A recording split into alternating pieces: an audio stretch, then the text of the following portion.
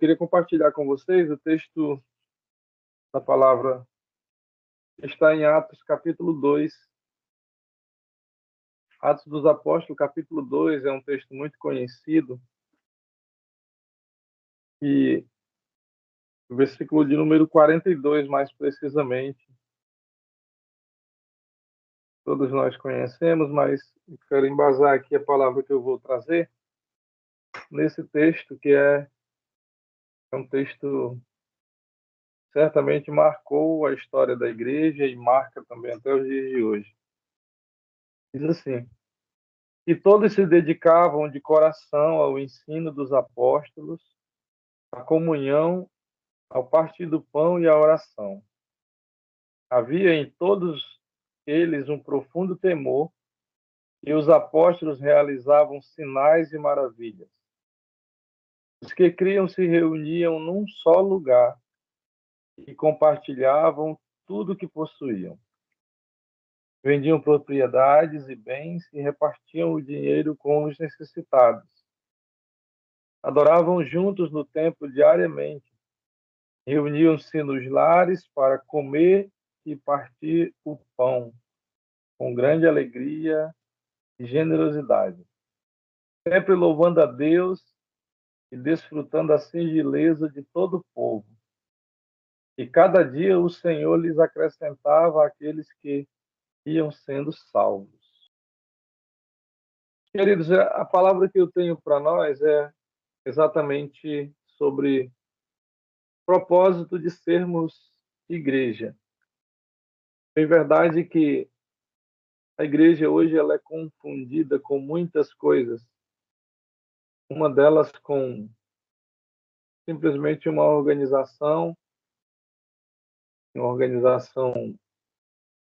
jurídica, outras uma organização religiosa, outros a consideram apenas como um simples ajuntamento de pessoas, mas a igreja de Cristo ela tem propósitos estabelecidos e específicos.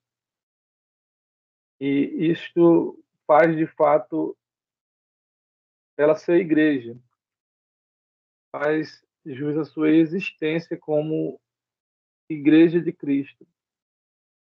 Todos nós basicamente sabemos o significado da palavra igreja, já representa muito, já diz muito sobre o que é a igreja, ou pelo menos como ela deveria ser, né? A palavra igreja do original, do grego, é eclésia, que significa uma assembleia pública, uma reunião de pessoas chamadas para fora, trazidas de dentro do mundo para fora dele, e isso com fins específicos. E de forma mais resumida, a palavra igreja significa chamado para fora. E se nós não entendermos de fato esse chamado, esse significado do que é ser igreja, certamente não entenderemos o propósito do que é ser igreja. E hoje se confunde muito também a igreja com uma mera religião, né? Há uma um grande distúrbio da palavra igreja que de fato não tem a ver com religião. Isso foi ao longo da história que tornaram a igreja uma religião, ou quiseram fazer dela uma religião, mas a palavra em si e o próprio propósito do Senhor Jesus jamais foi fundar uma religião.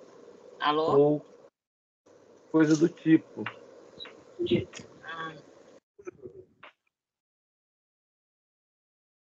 E então, de fato, a igreja não é uma religião. A igreja ela é uma criação divina composta por pessoas, mas que torna ela uma célula, um organismo vivo, um organismo que se move nesta terra com propósitos eternos. E isso, eu preciso falar isso aqui, isso é tão mal entendido nos dias atuais, que confundem a Igreja de Cristo com uma religião, que muitas pessoas tentam vir para ela e quando não conseguem os seus objetivos ou as suas necessidades emocionais supridas ou outras necessidades, a gente vê elas frustradas e hoje com um grande retorno. Não é não é segredo para ninguém a quantidade de ditos evangélicos que estão retornando ao catolicismo, outros indo até para as religiões de matriz africana e e outras religiões, né? Saindo do que para elas era a igreja, indo para estes lugares. E isso se dá exatamente por falta, claro, primeiro de revelação de quem é Jesus e depois de não entender o propósito ou o que é ser igreja.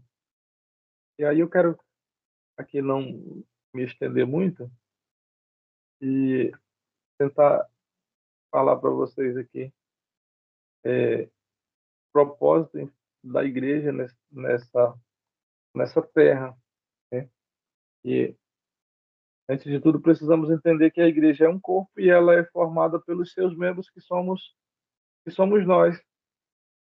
E se a nossa existência individual ela tem sentido, ela faz sentido, como hoje eu evangelizava um senhor, eu dizia para ele que a nossa vida aqui na Terra ela tem um sentido, há um propósito na existência de cada ser humano. Nós não estamos vivendo aqui é, é, meramente para existir.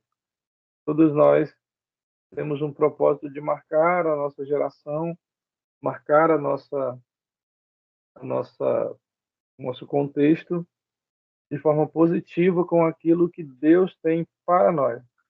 E uma vez tendo nós este propósito individual, quando nos reunimos ou quando nos ajuntamos à Igreja de Cristo, esse propósito agora já não é mais individual, ele é coletivo. E a Igreja de Cristo, ela, o primeiro propósito que eu quero enumerar aqui para nós é que ela deve glorificar a Deus de muitas formas, claro. Mas o primeiro propósito é ela glorificar a Deus por meio da obra de Cristo na cruz. A igreja, ela só irá cumprir esse propósito de glorificar a Deus se for por meio da cruz de Cristo. E é interessante que para muitas pessoas a cruz é um escândalo de fato, né? A cruz para muitas pessoas ela aparenta muito mais uma derrota, uma falência do que vitória. Mas a Igreja de Cristo ela só existe por conta da obra de Cristo na cruz do Calvário. E o propósito da igreja é glorificar a Deus por meio da cruz de Cristo.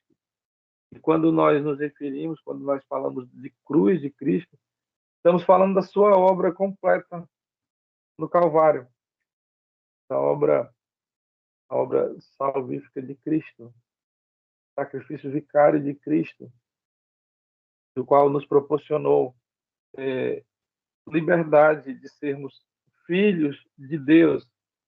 Então, Deus, ele só pode ser glorificado por meio de de um ajuntamento de pessoas que se chama igreja, se for por meio de Cristo, da obra de Cristo na cruz. E nós que lidamos com a palavra de Deus, que temos vocação para liderança, nós não podemos nos esquecer disso, porque vale a pena a gente ressaltar que eu disse isso esta semana na igreja para os irmãos. Não basta simplesmente dizermos que somos o povo de Deus e falarmos somente em nome de Deus. Em nome de Deus, basicamente, todas as religiões falam. E nós existimos como igreja porque temos um fundador de uma igreja. Não é, não é simplesmente o Deus de uma igreja. Nós temos um fundador de uma igreja. De uma igreja, não de uma religião. E esse fundador se chama Jesus. E isto deve estar muito latente nos nossos corações, porque é isso que nos torna igreja e nos leva a este propósito de glorificar o Pai Celestial por meio de seu Filho Jesus Cristo. Cristo não pode deixar de ser o centro de um ajuntamento de pessoas que se dizem ser igreja. Do contrário, a essência se perderá. E não basta simplesmente falar de Deus, não basta simplesmente dizer que Deus é bom, que Deus é poderoso, que Deus livra o homem do inferno, não. O Evangelho de Cristo, a centralidade das Escrituras, é o próprio Cristo. Então, se foi Ele quem deu a vida por nós, pelo mundo inteiro, e os que o aceitam pela fé gratuitamente, pela graça, são salvos, eles são chamados de igreja e não podem se esquecer jamais que este que é isto que glorifica o Pai. De certa forma que em Cristo Jesus, ele mesmo disse em João 15, ele disse, olha, eu não vou chamar vocês mais de servo, porque o servo não sabe o que faz o seu Senhor. Mas eu chamarei amigos, porque vos tenho feito conhecer tudo quanto meu Pai me revelou. E isso é de uma profundidade tão grande que, que sem, que sem a revelação de Cristo em nosso coração, não haverá a essência de ser igreja, não haverá o propósito de glorificar o Pai. De forma nenhuma. E no mesmo Evangelho de João, Jesus mesmo diz: olha, sem mim vocês não podem fazer nada. Sem Jesus, a igreja não tem razão de ser chamada de igreja. Nós só podemos glorificar o Pai por meio da obra de Cristo na cruz. Cristo foi o centro das nossas pregações, os nossos aconselhamentos, né? E, se ele for a razão da nossa existência, e isso deve ser aclamado de uma forma muito contundente por nós, porque os dias estão ficando cada vez mais complicados, globalização, pós-modernidade, tudo isso tem de maneira muito sutil tirado muita essência de um cristianismo mais raiz, onde o centro era o próprio Cristo, né? E isso não pode roubar de nós esta essência, porque do contrário perderemos sim a razão de sermos chamados de igreja e deixaremos de glorificar o Pai Celestial.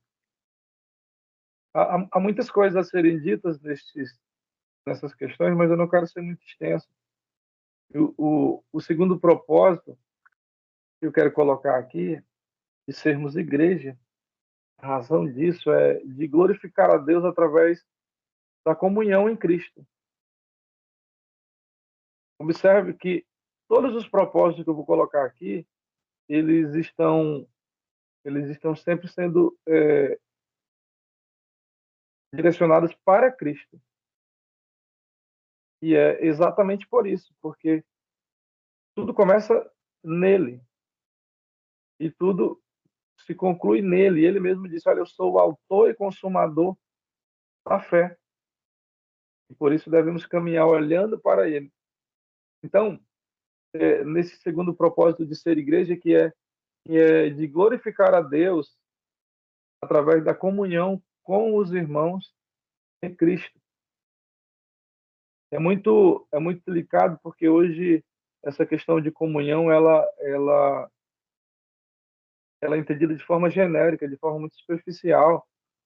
onde as pessoas não conseguem visualizar o que é comunhão dos irmãos,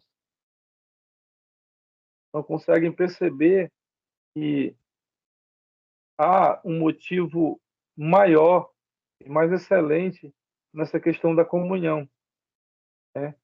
É, é bem verdade que a igreja ela tem muitos assuntos que às vezes chamam a atenção dos irmãos. Ela tem muitas coisas a serem comentadas, muitos comentários, principalmente agora com a internet, a gente fica sabendo muita coisa muito rápido, de coisas que a gente jamais saberia sem a evolução da tecnologia.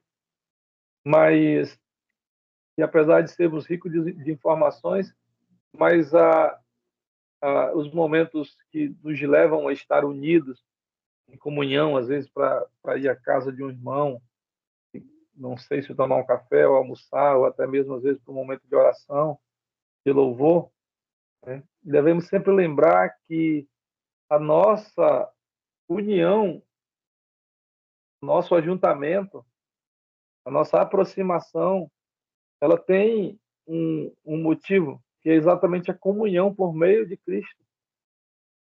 Comunhão por meio de Cristo. Hoje a gente encontra pessoas que elas, quando se reúnem, elas falam de tudo, menos, menos de Cristo, menos do seu amor, menos da sua graça.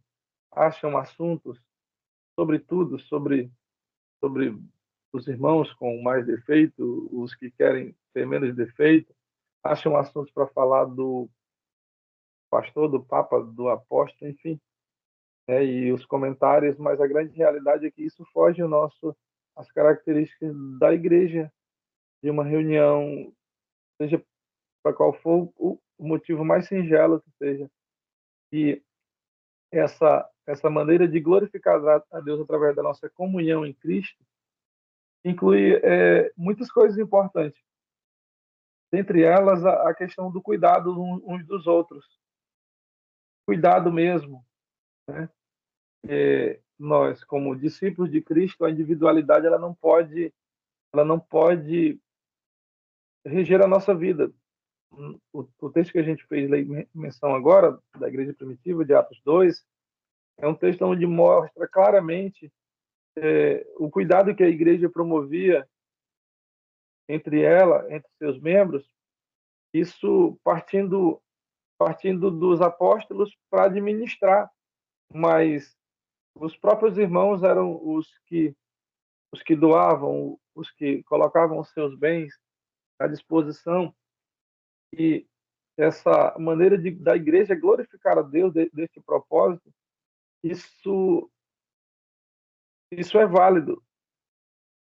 Cuidar uns dos outros, cuidar em todos os aspectos, tanto nesse aspecto assistencial, social, como também muitas das vezes na questão até mesmo emotiva, psicológica, apesar dos irmãos hoje terem muitos irmãos né, que são muito fragilizados emocionalmente, alguns chamam até de Nutella, né? Você não pode confrontar, você não pode chamar a atenção, enfim. Mas a grande realidade é que esse cuidado emotivo, esse cuidado emocional também, esse afeto, ele também faz parte da nossa comunhão, né? Faz parte da nossa comunhão. E isso tudo foi gerado em nós e dado para a igreja pelo próprio Jesus. Jesus disse em João 15, ele disse, olha, um novo mandamento eu vos dou, que vos ameis uns aos outros, assim como eu vos amei. E que amor é esse que Jesus nos amou? É simples, é um amor tão grande que é inexplicável, é um amor altruísta, que ele deu a sua vida por nós. Então, é, já dá para percebermos que o que deve nos mover ao cuidado uns dos outros é o amor. É o amor que Cristo colocou em nosso coração pelo seu Espírito. É o amor. Isso aqui também não se fala de de se eu tenho ou não tenho, se eu tenho muito ou se eu tenho pouco. Isso aqui fala do que eu tenho no coração, né? E quantas das vezes alguém deixa de ajudar a outros porque não tem, porque não é rico, porque não é milionário? Não, a igreja, ela é a igreja e o cuidado é com aquilo que ela dispõe, não é com aquilo que ela não tem, é com aquilo que ela dispõe, é com aquilo que ela tem. Então, essa questão do cuidado uns dos outros também glorifica a Deus. Outra coisa que eu anotei aqui, esse segundo ponto, é que nós glorificamos a Deus através da nossa comunhão em Cristo, isso através do cuidado uns dos outros, através da adoração coletiva, e é justamente o prazer de estarmos reunidos para adorar a Deus, para cultuar a Deus, né? Independentemente que seja para ouvir música simples, como foi cantado aqui mesmo pelo irmão, né? Ouvir pessoas simples expressando ali o seu louvor em um momento mais, mais próximo, mais familiar, né? Ou até mesmo no próprio lugar de adoração da igreja, adoração coletiva. E há pessoas que estão desvalorizando isso, pessoas que se dizem até ser igreja, né? Que não querem mais estar congregando, não querem mais estar nesse ambiente coletivo que chamamos de igreja visível, igreja local.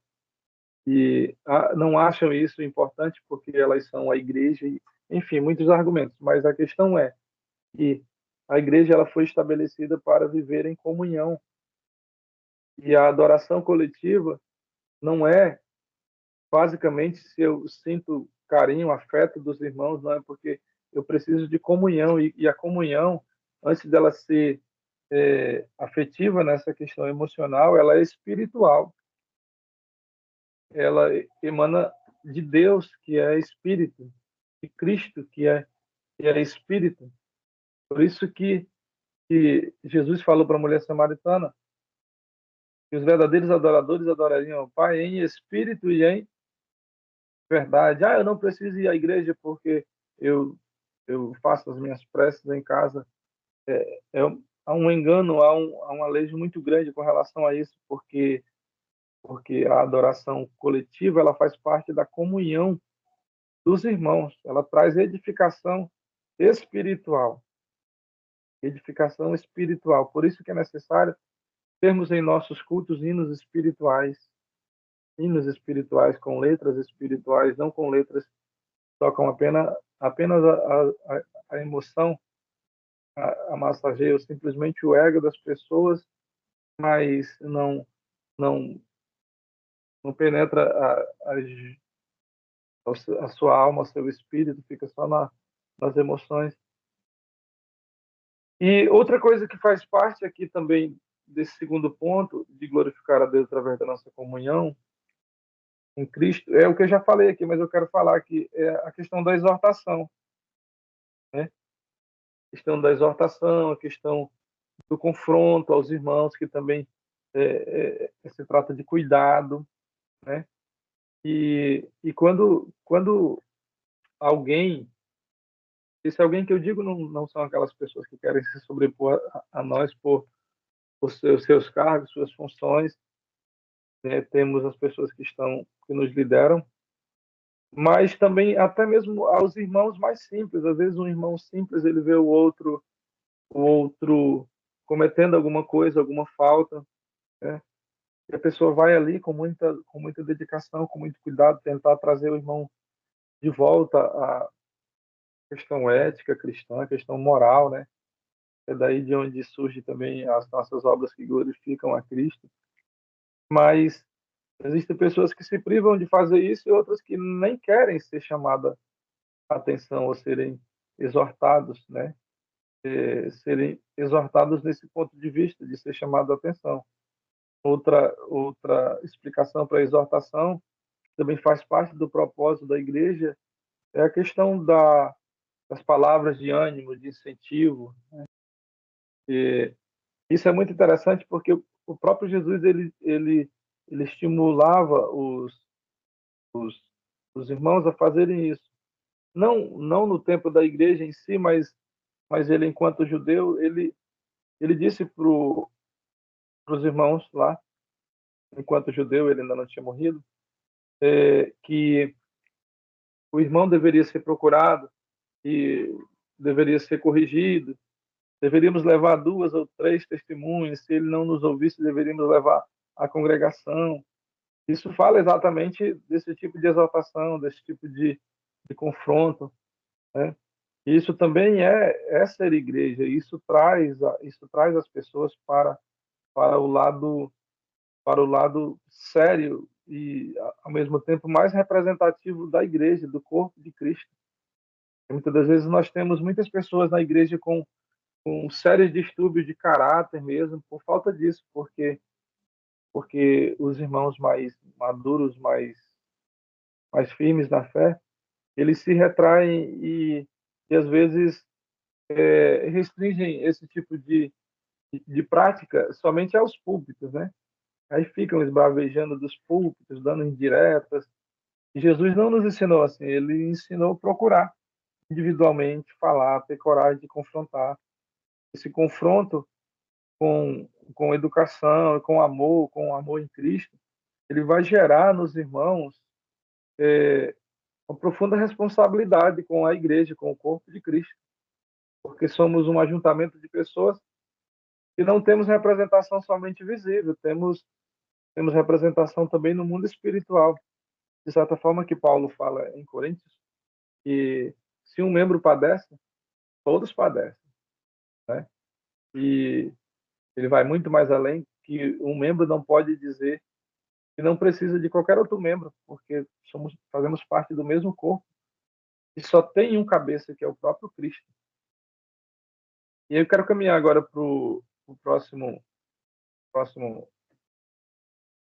tópico e último, e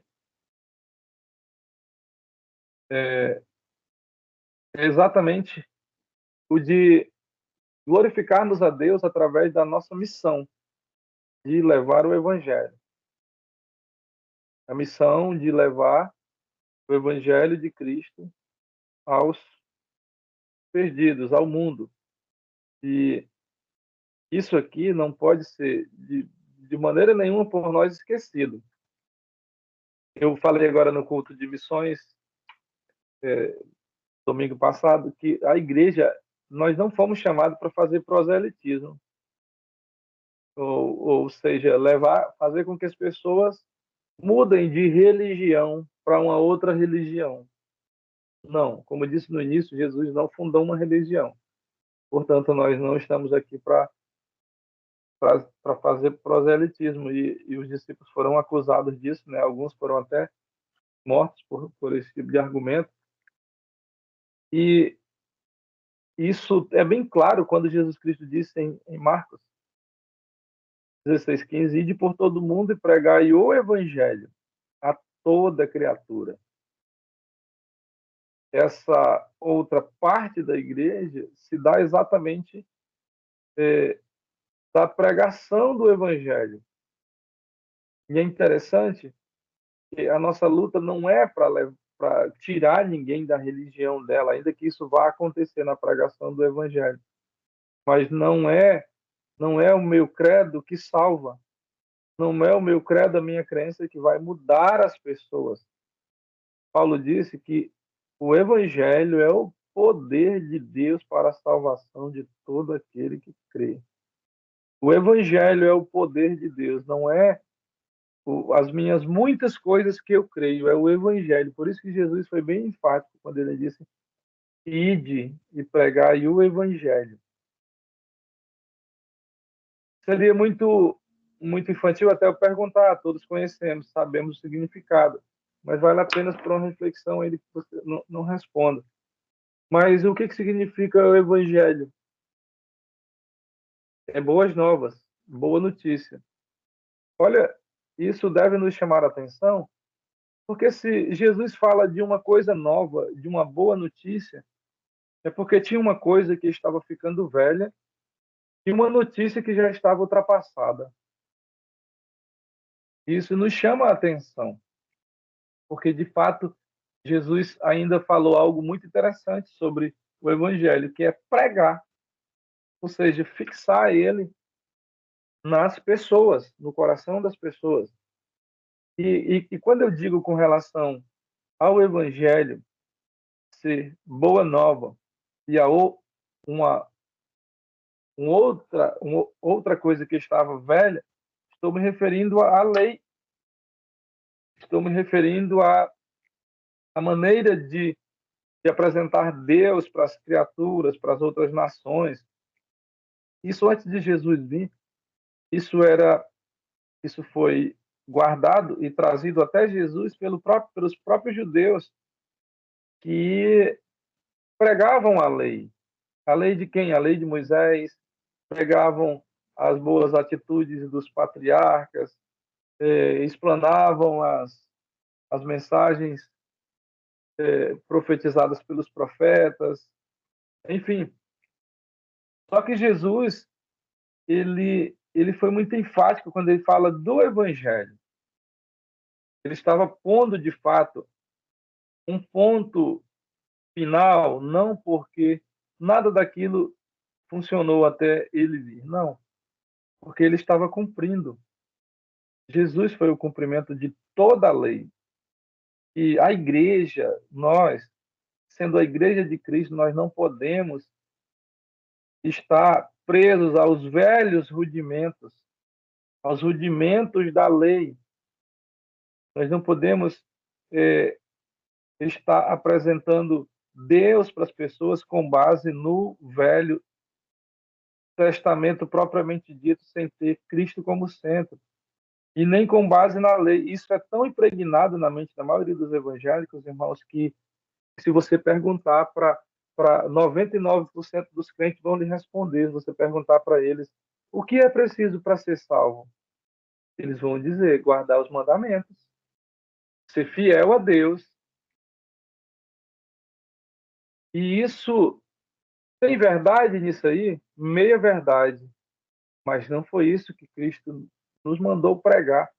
Isso faz parte de fruto de quem recebeu o Evangelho. Mas não é por esses meios mais que o homem é salvo. E na realidade nunca foi. Deus não deu a lei e os mandamentos, o exemplo da vida dos profetas, dos patriarcas, para a salvação. Ele deu para conduzir até Cristo. Até Cristo.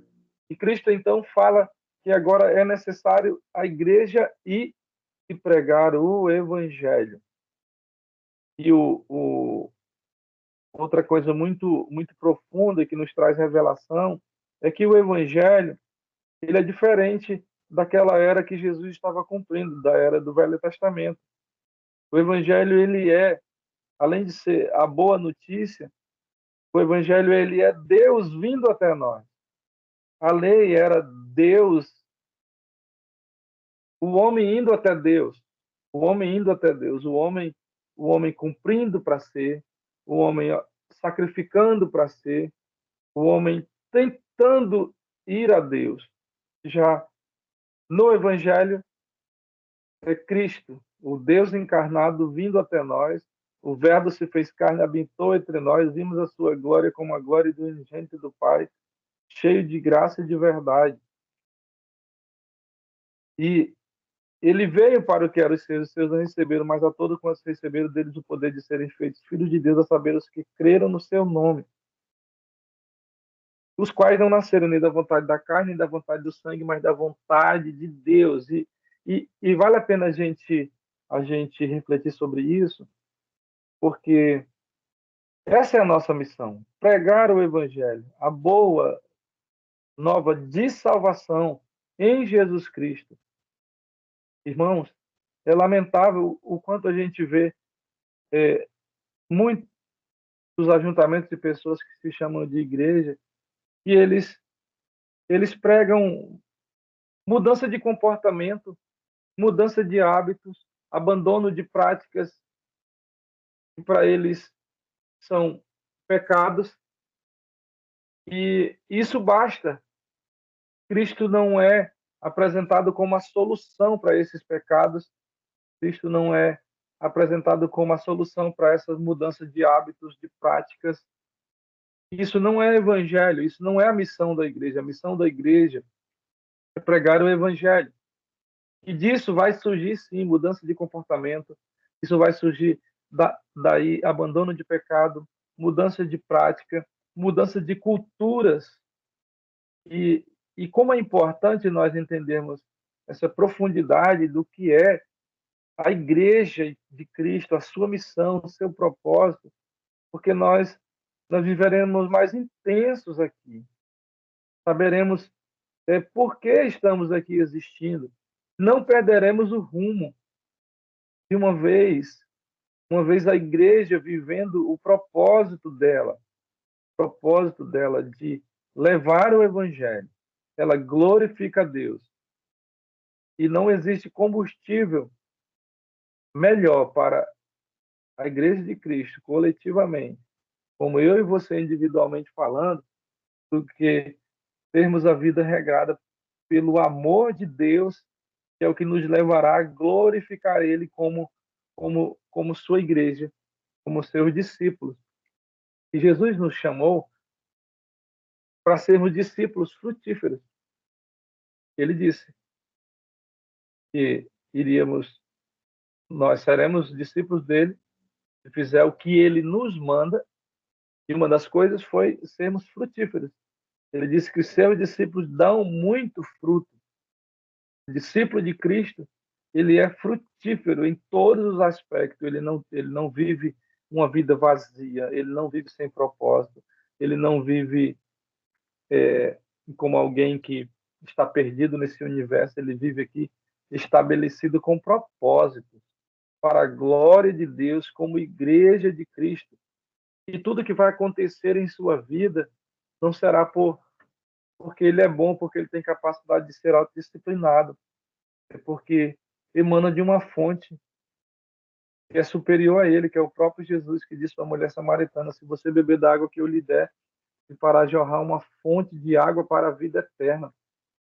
Não tenho medo de dizer para vocês que há muitas igrejas que só tem o nome de igreja, mas elas não passam de mero ajuntamento de pessoas.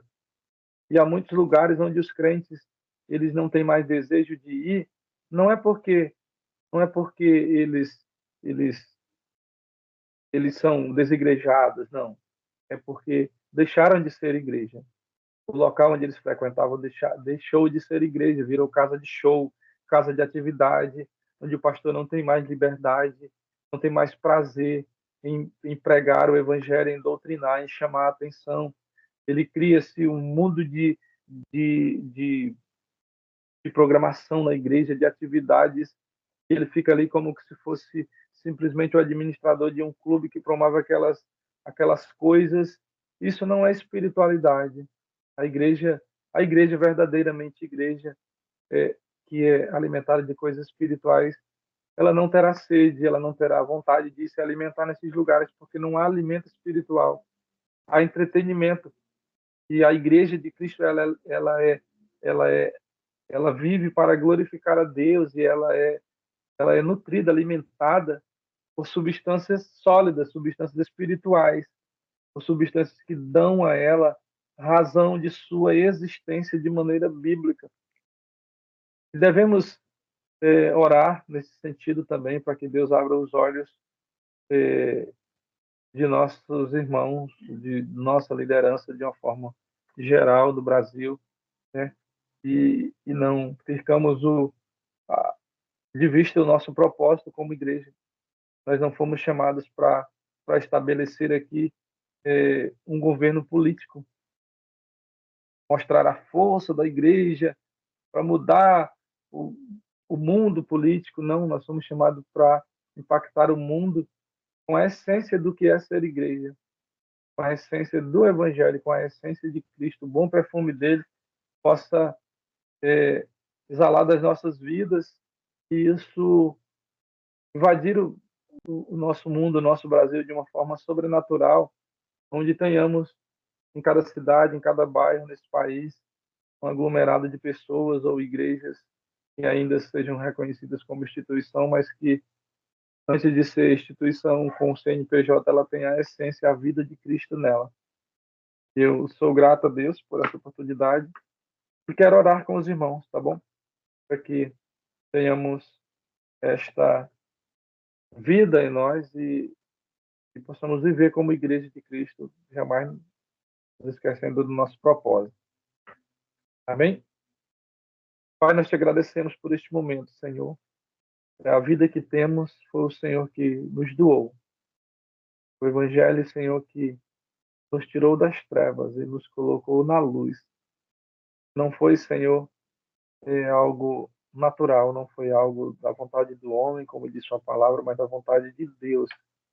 A palavra nos diz que o Senhor nos tirou das trevas e nos transportou para o reino do Filho do seu amor. E o Senhor nos deu vida quando estávamos mortos em nossos delitos e pecados.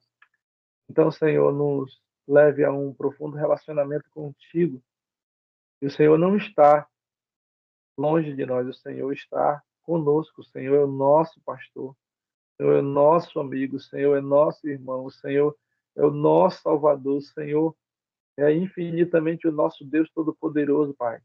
Portanto, nos dê de sua graça, que a sua essência seja mantida dentro de nós, Senhor, e a simplicidade de Cristo seja a razão de nossa existência. E vivamos, Senhor, como igreja para glorificar o Pai, em espírito e em verdade, em todas as nossas atitudes, sejam individuais ou sejam coletivas, para a glória do teu nome, Senhor. Amém. Amém.